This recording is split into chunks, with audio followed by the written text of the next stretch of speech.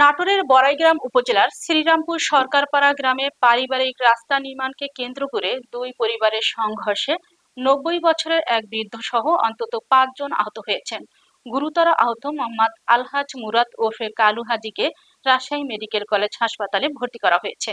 বিস্তারিত থাকছে staff reporter Mohammad Shahabul আলমের প্রতিবেদনে। স্থানীয় সূত্রে জানা গেছে, মোহাম্মদ নূর ও তার পরিবার কালু হাজীর জমির উপর দিয়ে পারিবারিক রাস্তা নির্মাণ করেছিলেন। এ সময় কালু হাজী গিয়ে বাধা দিলে কথা কাটাকাটির এক পর্যায়ে সংঘর্ষ বেঁধে যায়।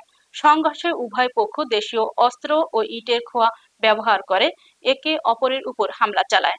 আহতদের মধ্যে বাদী পক্ষের ৩ জন হল মোহাম্মদ আলহাজ মুরাদ ওরফে কালু হাজী, কে মাথায় কোদাল দিয়ে কুপিয়ে গুরুতর আহত করা হয়। তাকে রাজশাহী মেডিকেলে ভর্তি করা হয়েছে। মোহাম্মদ সেলিম ইসলাম, মিতা বেগম বাকি ২ জন বড়াইগ্রাম স্বাস্থ্য কমপ্লেক্সে চিকিৎসাধীন আছে। প্রত্যক্ষদর্শীরা জানান, কালু হাজী তার নিজের জমিতে রাস্তা নির্মাণে বাধা দিতে গেলে নূরের লোকজন ক্ষিপ্ত হয়ে ওঠে। এরপরে কোদাল দিয়ে আঘাত করা হয়। ঘটনার সময় উপস্থিত থাকা রাস্তার প্রতিবেশী কয়েকজন বলেন, রাস্তার কাজ চলছিল। এক পর্যায়ে তর্ক বিতর্কের মধ্যেই কোদাল দিয়ে কোপ মারে কালু হাজীর মাথায়। আমি সকালে যখন বাজার নিয়ে আসছি রসুন নিয়ে, এবার আমার গাড়িটা হঠাৎ করে যেদিন নষ্ট হয়ে গেছিলো পাঞ্চার, এবার আমি ওনাদের অন্য গাড়িতে ট্রান্সফার করে আমি ওনার বাজারে আবার গাড়ি সঙ্গে খাওয়া নিয়ে গেছিলাম।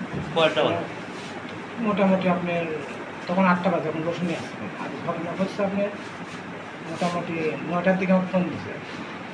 পরে আমি গরুর আওয়াজ কাটতে লাগছিলাম, পরে ফোন করেছিল। পরে আপনার আমার মেয়ে আমার ফোন দিলে, পরে ফোন রিসিভ করে কথা বলি।